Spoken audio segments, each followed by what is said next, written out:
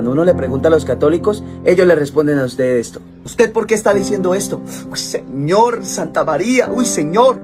Deberían de mandarlo a la hoguera. Fue que Pedro fue nuestro papa, nuestro primer papa, el apóstol Pedro, y él no tuvo esposa, entonces por eso ninguno tiene que tener esposa. Compréndalo, no sea ignorante. Pero ahora, por encima de lo que come... No, eso ya no me da ni siquiera ganas de terminar de ver el video. Pone cosas solamente grotescas, ¿no? Solamente grotescas. Este video no se debería llamar ¿por qué un padre católico no puede tener esposa?, sino las porquerías de la Iglesia Católica que quiero hacer que vean. Punto. Hola queridos jóvenes, queridos hermanos, ¿qué tal? ¿Cómo están? Espero que se encuentren muy bien. Les saluda el padre Byron. Me ha pasado un video por Facebook cuyo título es El Papa Francisco no puede casarse y habla acerca de por qué un padre católico no puede tener esposa. Veamos qué nos cuenta esta persona. Atención. ¿Usted nunca se ha preguntado por qué un sacerdote católico no puede tener esposa si él tiene todo el derecho? O sea, ¿tiene que ser un híbrido? ¿Tiene que dejar su sexualidad? Un híbrido. Qué raro, no sé en qué sentido entiende él esta palabra, híbrido. Normalmente un híbrido es la consecuencia de la unión de dos fuentes que producen esto, ¿no? Que son de naturalezas distintas. También en botánica o en biología se entiende un híbrido como, por ejemplo, yo recuerdo esto, que suelen hacer un injerto y ponen allí limón y naranja. Entonces sale ahí un híbrido, que es la mezcla de los dos, ¿no? En cuanto a mecánica, también se entiende un híbrido como un carro que funciona ya sea con combustible o con electricidad. No sé a qué se refiere con un sacerdote que debe ser, él lo llama como un híbrido, quizá porque... No entiendo a qué se refiere con híbrido. Si siempre depende de la procedencia o de la facultad que tiene para realizar dos cosas a la vez, o que tiene como una especie de dos naturalezas mezcladas. Ojalá que no esté diciendo que los sacerdotes somos una especie de hombre y mujer a la vez. No sé en qué sentido lo dice, pero bueno. Se entiende que está haciendo una especie de reclamación o haciendo una pregunta al aire. ¿Por qué los sacerdotes no nos podemos casar? ¿Acaso no tienen derecho? Y ahí ponen al padre Coutier, me parece que se llama, en las situaciones en las que él salió, ¿no? ¿Por qué no pone ahí al santo cura de Ars? ¿Por qué no pone a San Vicente de Paúl? ¿Por qué no pone al padre Pío? ¿Por qué no pone a tantísimos santos que optaron por el celibato, sacerdotes? Y muchos otros que no fueron sacerdotes, pero que también optaron por la vida celibataria. Bueno, sé que en la Iglesia Católica ha ocurrido esto de que hay sacerdotes que se han ido con pareja, pero la excepción no puede convertirse luego en una necesidad, ¿no? Porque esto ocurre con algunas personas, entonces ya, démosle a todos los sacerdotes esta facultad de hacerlo, cuando ya en la Iglesia Católica, no por imposición, no porque alguien confabuló ahí, vamos a malobrar la naturaleza del hombre a través del sacerdocio, ¿no? Para nada. Fue, si uno estudia un poquito la historia, fue una opción deliberada y libre de los mismos clérigos que desde el principio, siguiendo la recomendación de San Pablo de mantenerse castos, vírgenes, entonces dijeron: yo quiero vivir una vida completamente para Dios y tener un corazón indiviso. Y esto es lo hermosísimo del sacerdocio católico aquí en Occidente, porque sabemos que en Oriente sí pueden casarse. Entonces inclusive la sentencia de ese señor está mal, porque en Oriente sí se pueden casar sacerdotes católicos, ¿no? Pero en cambio acá se ha custodiado esta riqueza tan grande como normativa, ¿sí? Como normativa. También ya he hecho un video acerca del Papa Francisco donde explico esto que él ha mencionado sobre el celibato. Así que también, si no lo han visto, pueden complementar con ese video que estamos viendo ahora, ¿no? Continuemos. En resumen, no pensar que es una imposición de la Iglesia, que nació así, sino que fue la vivencia propia de los hombres que decidieron optar solamente por Dios y tener un corazón indiviso. Y de estos hay pues la gran mayoría de sacerdotes que viven su celibato, ¿no? Cuando uno le pregunta a los católicos, ellos le responden a usted esto. ¿Usted por qué está diciendo esto? Uy, señor, Santa María, uy, señor, deberían de mandarlo a la hoguera. Fue que Pedro fue nuestro papa, nuestro primer papa, el apóstol Pedro, y él no tuvo esposa, entonces por eso ninguno tiene que tener esposa. Compréndalo, no sea ignorante. Pero ahora, por encima de lo que come. Ya, eso sí, quizá es importante aclararlo, ¿no? También tengo un video donde aclaro qué es lo que hemos recibido de la historia y de la tradición al respecto de Pedro, si tuvo o no tuvo esposa, ¿no? Entonces también pueden ver este video en YouTube o en Facebook. Y entonces ahí en resumen lo que digo es que sí, y ahí doy los argumentos por los cuales evidentemente Pedro tuvo esposa y que los primeros obispos también tenían esposa.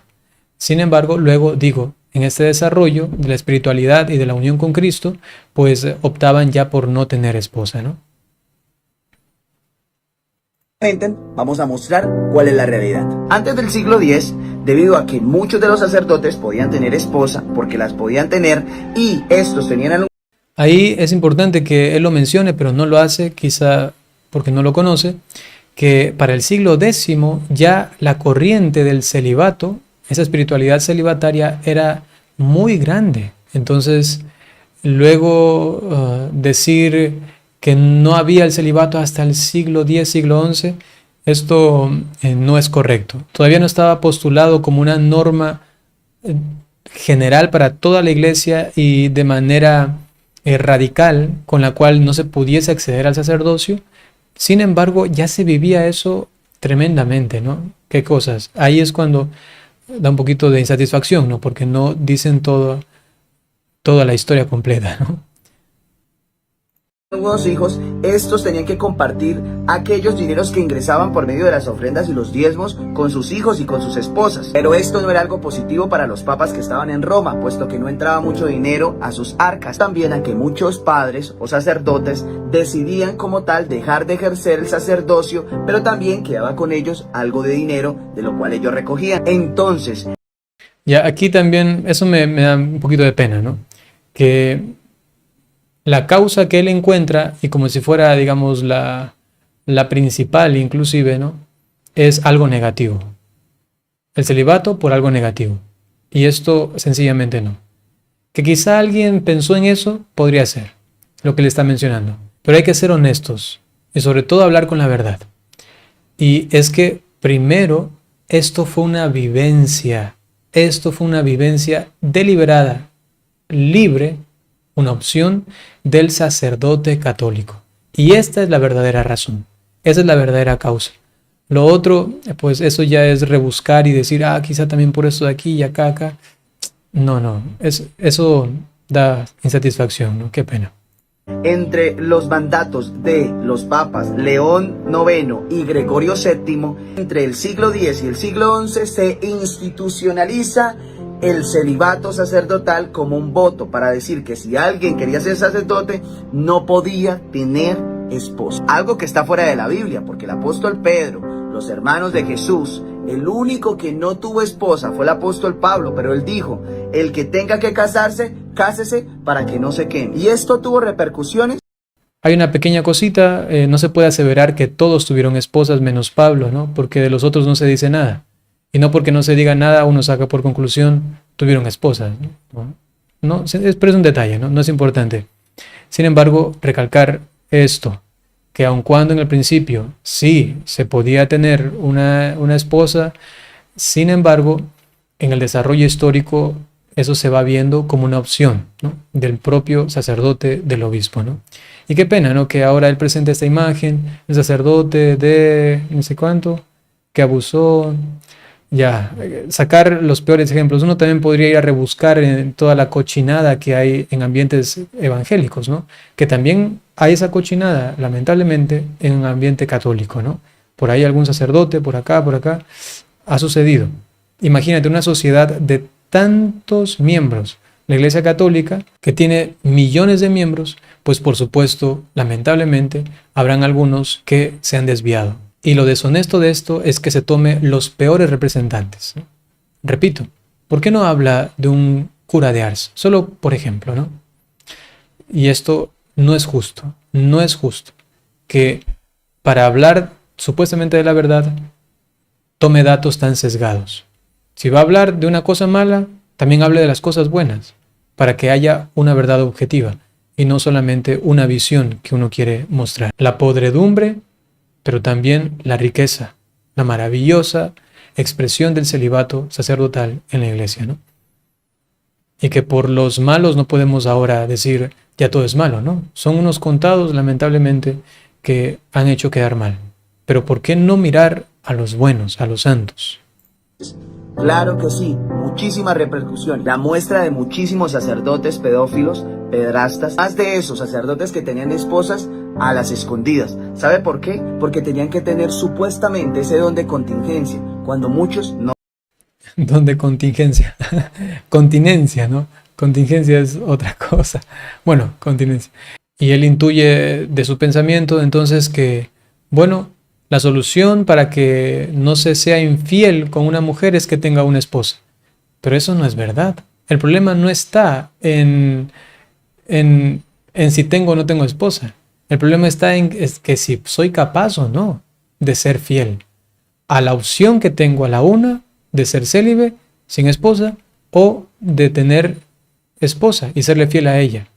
Está en la fidelidad de la persona, no en que si tengo o no tengo, ¿no?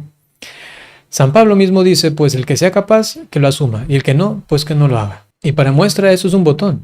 Pastores evangélicos, lamentablemente, perdón que tenga que hablar así, pero es para hacer una visión un poquito más amplia. Pastores evangélicos que han sido infieles a sus esposas. No solamente sacerdotes católicos que no tienen esposa, sino también pastores evangélicos que tienen esposa que han sido infieles. Entonces el problema no es si tengo o no tengo esposa. El problema está en mi fidelidad, mi compromiso con Dios y si soy capaz de asumir esa decisión. Esto hay que decirlo así claramente, ¿no? Y no ir con, repito, ideas sesgadas. Qué pena, qué pena. No lo tenían. Tantos que la misma iglesia ha llegado a ocultar aquellos casos. ¿Sabe para qué? Para que muchos de sus feligreses... No, eso ya no me da ni siquiera ganas de terminar de ver el video. Pone cosas solamente grotescas, ¿no? Solamente grotescas. Este video no se debería llamar ¿por qué un padre católico no puede tener esposa?, sino las porquerías de la iglesia católica que quiero hacer que vean. Punto. Eso es lo que debería tener como título, ¿no? Y no esto, porque esto está humillando, ¿no? Desacreditando y siendo totalmente irrespetuoso con todos aquellos hombres que han decidido entregarse al Señor en una vida exclusiva para Él, ¿no? Es más, no voy a acabar de verlo, disculpen, ¿no? Es que me está dando un poquito de coraje, ¿no? Porque es tan sesgado esto, qué lamentable, qué lamentable. Si fuese una persona evangélica, o no sé si es cristiana, protestante, lo que sea, que quiere realmente hablar del tema y edificar con ello, sacar una conclusión, dar una recomendación, un consejo, eso es otra cosa, ¿no? Pero si sencillamente se mete en esas cosas y está hablando así y poniendo esas imágenes, no, qué pena, qué feo, ¿no? Qué feo de parte de esta persona que dice seguir a Cristo y que no es congruente con una honestidad al respecto de la verdad, ¿no?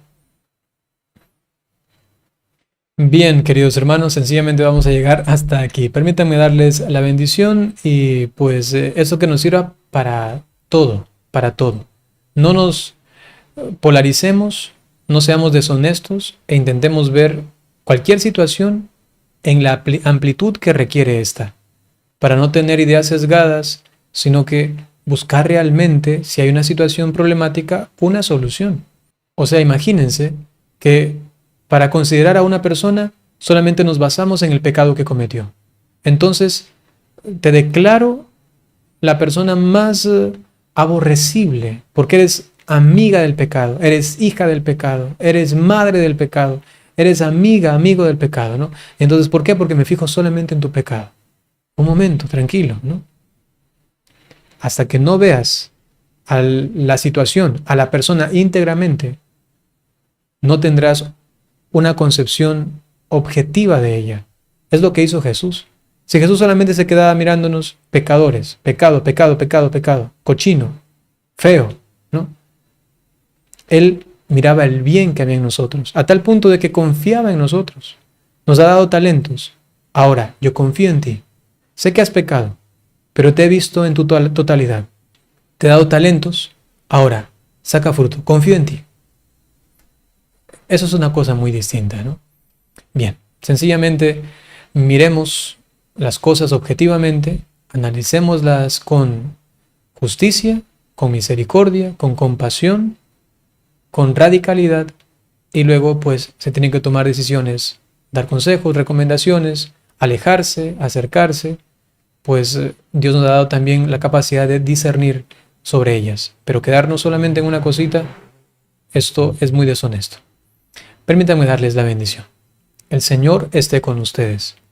La bendición de Dios Todopoderoso, por intercesión de la Santísima Virgen María, San José y todos los ángeles y santos, en el nombre del Padre, y del Hijo, y del Espíritu Santo. Hasta pronto.